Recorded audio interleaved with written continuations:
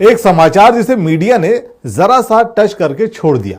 वो खबर थी, हर साल दशहरे पर राष्ट्रीय स्वयंसेवक संघ मुख्यालय में जिन हथियारों का पूजन होता है वो आखिर किसके नाम पर रजिस्टर्ड है। ये सवाल उठाया नागपुर के ही एक आरटीआई एक्टिविस्ट मोहनीश जबलपुरे ने। सुनिए। देखिए, आरएसएस को सिर्फ आरएसएस कहना, राष्ट्रीय स्वयंसेवक संघ कहना ठीक नहीं, उचित नहीं, क्योंकि ये असंवैधानिक है, ये रजिस्टर्ड नहीं है। संविधान के अनुसार जो सबको रजिस्ट्रेशन करना होता है संस्थाओं को, ये रजिस्टर्ड संस्था नहीं है, तो इसको असंवैधानिक संस्था आरएसएस के नाम से हम सबसे पहले बोलेंगे। अब बची बात इनके शस्त्र पूजा की, हम लोग हमेशा देश भर में देखते हैं दशहरे के दिन ये लोग बहुत हथियारों का जखीरा लेकर देश में अलग अलग स्थानों पे, कहेंगे कि हर शहर में ये लोग डिस्प्ले करते हैं शस्त्रों को, और डिस्प्ले करके गन दिखती है वहाँ पे, यानी अग्निशस्त्र हमको दिखते हैं, शस्त्र दिखते हैं। तो मैंने सोचा कि चलो, नागपुर का हेडक्वार्टर है, मैं भी सेम पुलिस स्टेशन है, आरएसएस भी सेम पुलिस स्टेशन है, तो मैंने पुलिस स्टेशन कोतवाली में एक आरटीआई लगाया कि ये जो शस्त्र है, चाहिए लाइसेंसी है तो किसके नाम से है, और जब इलेक्शन होते हैं तब ये इलेक्शनों में ये शस्त्रों को जमा कराया जाता है क्या। इलेक्शन के समय या दंगों के समय जब जिलाधिकारी कलेक्टर साहब होते हैं, वो अपना एक सर्कुलर निकालते हैं कि आप शस्त्र को जमा करा दीजिए, तब ये शस्त्र जमा होते हैं क्या। तो मैंने इसके लिए आरटीआई लगाई, तो पुलिस स्टेशन से जवाब निरंक आया। निरंक का मतलब यह है कि वो जो जखीरा है शस्त्रों का, मैं तो पूरे देश की बात करूंगा, पर अभी हम आरएसएस मुख्यालय के पास में रहते हैं, आरएसएस मुख्यालय नागपुर का है, तो मैंने यहाँ पे सोचा कि जब ये नागपुर का, जहाँ पे सरसंघ चालक जिसकी पूजा करते हैं, वो शस्त्र अगर इलीगल है तो इसका मतलब पूरे देश के शस्त्र इलीगल है।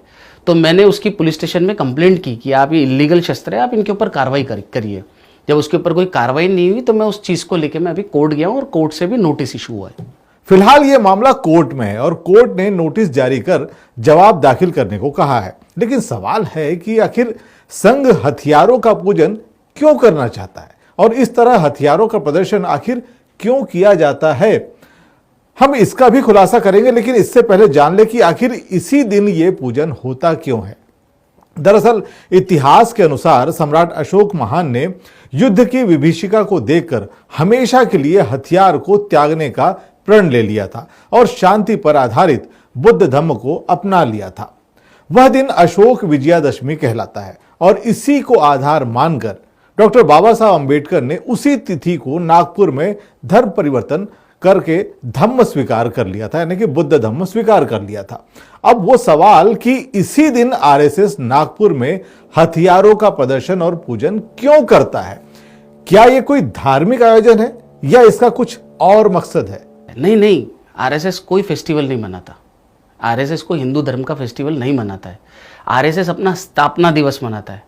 दशहरा जो है 1925 को दशहरे के दिन उनका स्थापना दिवस है। वो अपना स्थापना दिवस शस्त्रों की पूजा कर मनाता है। अब वो शस्त्र दिखाकर किसे डराना चाहते हैं ये तो पूरा देश जानता है।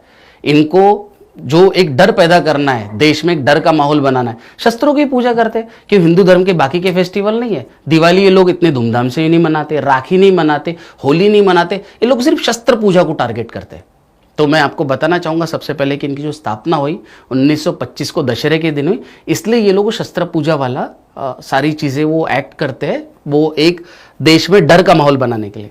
अपने आयोजनों और क्रियाकलापों के लिए आरएसएस पर सवाल उठना कोई नई बात नहीं है। देश का संविधान मानने और राष्ट्रीय ध्वज के सम्मान को लेकर पहले भी ये संस्था सवालों के घेरे में रही है। देखिए, झंडे का ऐसा मामला था कि ये लोग वो तिरंगा 3 कलर है, अपशगुन है, हम ये सारी चीज़ों को नहीं मानते। ये एक बहुत बड़ी इन्होंने कंट्रोवर्सी रची थी।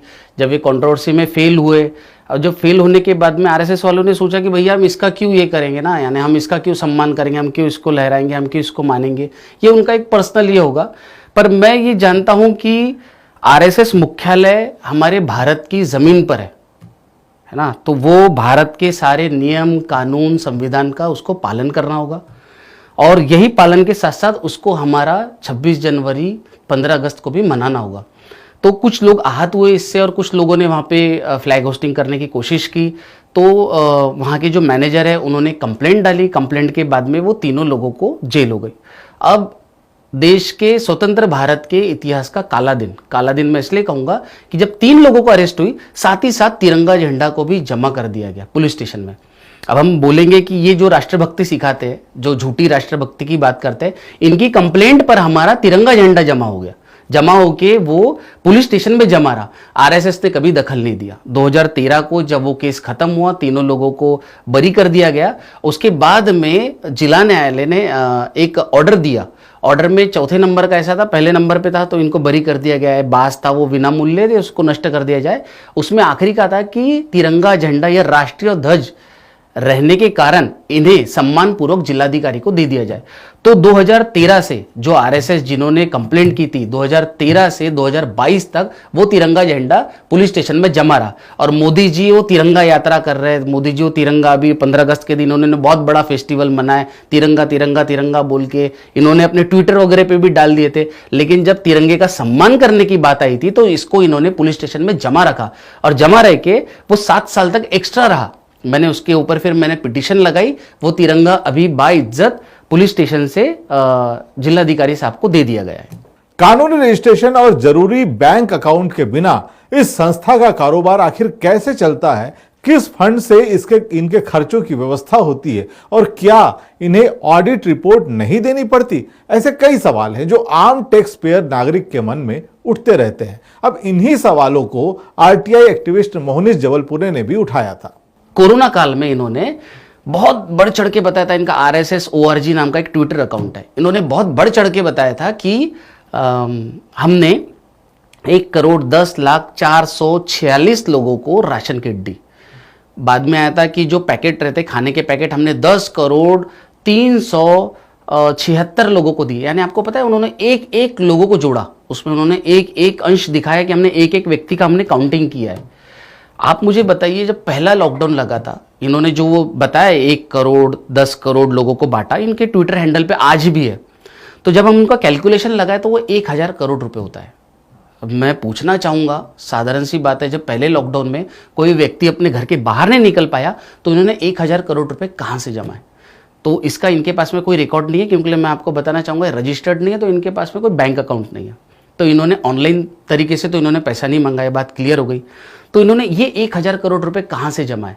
तो इसको लेके मैंने चैरिटी में कंप्लेंट डाला। कंप्लेंट डालने के बाद में जब चैरिटी से मुझे रिप्लाई आया कि यह संस्था नोंदणीकृत नहीं है, इसलिए हम इसके ऊपर कोई कार्रवाई नहीं कर सकते, जिसके बाद में मैंने इनकी कंप्लेंट ईडी में डाली, जो मेरी आज भी कंप्लेंट ईडी में चल रही है। और मैंने आईटी में भी डाली है कि ये कालाधन हो सकता है, ये बाहर से कोई फंडिंग आया है, वो भी तो पता चलना चाहिए ना कि क्या है। और अगर वो गलत नहीं है, वो चोर नहीं है, तो फिर उन्होंने जब दूसरा लॉकडाउन लगा, जब दूसरे लॉकडाउन में सख्त ज़रूरत थी लोगों को कि ऑक्सीजन सिलेंडर की थी, खाने की थी, उस समय उन्होंने ट्विटर अपने अकाउंट पे कुछ भी नहीं डाला। एक बिस्किट का पैकेट देते हुए भी उन्होंने इसमें फोटो नहीं डाली, क्योंकि इसके पहले ये सारी चीज़ों में मेरे प्रकरण में पेपरबाजी हो चुकी थी।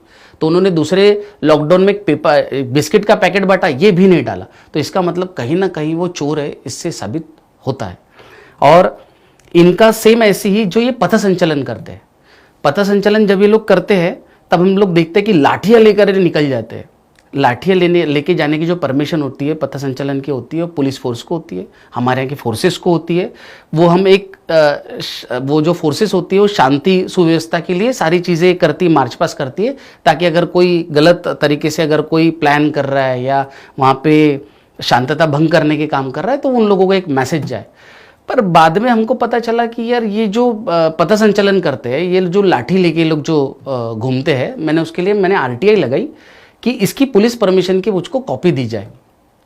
ये लोग कभी पुलिस परमिशन वगैरह तो लेते हैं नहीं किसी चीज़ की, पर इन्होंने 2018 में पुलिस परमिशन ली थी, क्योंकि हमारे माजी राष्ट्रपति नागपुर आए हुए थे और इसलिए इन्होंने पुलिस परमिशन ली। वो मार्च पास किया लाठियाँ लेकर, 700 लोग लाठियाँ लेकर चले। अब मैं आपको उस पुलिस परमिशन की एक खास बात बताऊंगा। उसमें लिखा था कि लाठी काठी का उपयोग ना करें, उसका प्रदर्शन ना करें। इन्होंने शोल्डर पे रखा, ने प्रदर्शन किया, उपयोग किया। बाकी भी और भी नॉर्म्स थे, जैसे कि हाथी घोड़े वगैरह लेके ना घूमे, पर इन्होंने लाठियों का इसमें पूरा पूरा ये किया, प्रदर्शन किया। इन्होंने पुलिस परमिशन इन्होंने तोड़ मरोड़ करके फेंक दिया। इनकी तो आदत ही कि हम संविधान को नहीं मानते, हम कानून को नहीं मानते, इनकी तो आदत ही है। ठीक है, उन्होंने अपना वहाँ पे रोल अदा कर दिया। उसके बाद में मैंने ये सारी चीज़ लेके फिर पुलिस स्टेशन में मैंने मोहन भागवत और संपूर्ण आरएसएस के ऊपर मैंने कंप्लेंट की। जब कंप्लेंट के ऊपर कोई कार्रवाई नहीं हुई तो मैं उसको लेके कोर्ट गया, जहाँ से नोटिस इशू हुआ था मोहन भागवत को। और और इसी प्रकार इनकी जो और भी अवैध तरीके से जो इनके सारे काम चलते हैं उसके ऊपर मेरी कहीं ना कुछ कंप्लेंट होती है। अब मैं आपको बताना चाहूँगा कि ये सबसे पहले तो एक इलीगल संस्था है, ये रजिस्टर्ड नहीं है। चैरिटी में मेरी एप्लीकेशन लगी हुई है कि ये संस्था मुझे दे दी जाए करके। और अब हम इनकी सारी चीज़ों पे बात करेंगे तो इनकी जो शाखाएं लगती है नागपुर शहर में नहीं, पूरे जो देश में शाखाएं लगती है, मैंने आरटीआई से जवाब मांगा, पूरी की पूरी शाखाएं इलीगल है। अगर मुझको या कोई भी संस्था को अगर कहीं पे हम ग्राउंड पे अगर मीटिंग लेते, कोई फ्लैग लगा के, या हम लोग रोज अगर मीटिंग लेते, रोज नहीं एक बार भी अगर मीटिंग लेते हैं तो हमको पुलिस स्टेशन की परमिशन की सख्त जरूरत होती है। इनकी कहीं पे भी कोई भी पुलिस स्टेशन से इन्होंने कोई भी परमिशन नहीं ली है। ये मेरे पास में आरटीआई का रिप्लाई है। इनका जो हेडगियर स्मारक समिति है जिसके ऊपर भी मेरी कंप्लेंट है, इनकी जो हेडगियर स्मारक समिति है, ऑक्यूपेंसी सर्टिफिकेट नहीं है इनके पास में नागपुर महानगर पालिका का। फिर भी यहाँ पे इनके वो तृतीय वर्ग शिविर, द्वितीय वर्ग शिविर लगते हैं, लोग रहते हैं बगैर ऑक्यूपेंसी सर्टिफिकेट के। तो मोहनीश, क्या आप ये संस्था हथियाना चाहते हैं? नहीं, मैं हथियाना नहीं चाहता हूँ। मैं जनता को बताना चाहता हूँ कि ये रजिस्टर्ड नहीं है। मेरा हथियाने का, इनका नाम लेने का मेरा कोई ये नहीं है, यानी मेरा कोई इनका नाम नहीं चाहिए, कुछ नहीं चाहिए। मैं तो जनता को बताना चाहूँगा, वो भी अब जनता को इसलिए बताना चाहूँगा, मैं तो आपके चैनल के माध्यम से सभी लोगों को, देश को बोलना चाहूँगा कि हम लोग हमारे बच्चे को जब हम लोग एजुकेशन फील्ड में डालते हैं तो हम लोग स्कूल को बहुत सोच समझ के डालते हैं कि स्कूल का टीचिंग स्टाफ कैसा है, बिल्डिंग कैसा है, बाथरूम की व्यवस्था कैसी है, वहाँ से बच्चा पढ़ेगा तो और कहाँ जाएगा, है ना। तो हम लोग यहाँ पे कैसे चूक जाते हैं कि एक असंवैधानिक संस्था में हम अपने बच्चों को भेजते हैं, जिनके जो पूरे कृत्य होते हैं वो उनके पूरे कृत्य इलीगल होते हैं।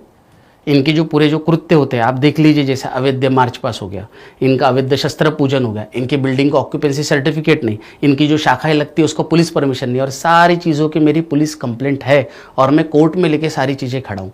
इवन इनकी फंडिंग के ऊपर मेरी ईडी में कंप्लेंट है। तो मैं आपके माध्यम से वो देश की जनता को, पेरेंट्स लोगों को, पालक लोगों को बोलना चाहूँगा कि आप अपने बच्चों को कहाँ डाल रहे हो जो इलीगल है। आप स्कूल सोच समझ के डालते हो, आप उनको खाना बहुत सोच समझ के खिलाते हो कि उनकी सेहत का ख्याल रखते हो, और आप ऐसे कैसे इस सारी चीज़ों में चूक जाते हो। तो मेरा ये भी चीज़ बताने का मेरा भी ये माध्यम है कि जो संविधान को नहीं मानता, जो संविधान को बिल्कुल नहीं मानता, उसके खिलाफ मुझे खड़े रहने का ये संविधान ने हक दिया और मैं अपना हक अदा कर रहा हूँ। दर्शकों, जहां देश की तमाम शासकीय, निजी, कोऑपरेटिव या एनजीओ को अपने आय व्यय, टैक्स, जीएसटी, कर्मचारियों आदि की रिपोर्ट सरकार को देनी ही पड़ती है, उसी देश में यह संस्था बिना किसी हिसाब किताब के बरसों से आखिर चल कैसे रही है। और सवाल यह भी है कि सिर्फ वर्तमान ही नहीं, पिछली तमाम सरकारों पर भी यह सवाल खड़ा हो जाता है कि जिसका कोई हिसाब किताब ही नहीं, उसके हिसाब मांगने के बजाय उसकी सुरक्षा सीआईएसएफ यानी कि केंद्रीय औद्योगिक सुरक्षा बल द्वारा उसकी सुरक्षा करवाई जा रही है। आखिर कैसे? वैसे आपको बता दें कि इस देश के हवाई अड्डों की सुरक्षा अब निजी एजेंसियों को दी जाएगी। अब तक देश के हवाई अड्डों की सुरक्षा की जिम्मेदारी इसी सीआईएसएफ पर थी। दर्शकों, सवाल वाकई बनते हैं और आरटीआई एक्टिविस्ट जो हमारे साथ मोहनीश जी ने ये तमाम सवाल उठाए, लेकिन बात अभी भी वहीं पर अड़ी हुई है कि आखिर तमाम राजकीय पार्टियां हैं, इतनी सारी पार्टियां हैं, इतने सारे प्रवक्ता हैं, बहुत सारी बातें कहते हैं, तमाम जातियों पर भी सवाल उठा लेते हैं, तमाम चीज़ों पर भी सवाल उठा लेते हैं, लेकिन ईडी का भी ध्यान इस तरफ नहीं जाता। उनके ऊपर ये अभी बहुत सारे छापे पड़ रहे हैं, लेकिन किसी ने भी इस संस्था पर सवाल आखिर क्यों नहीं उठाया।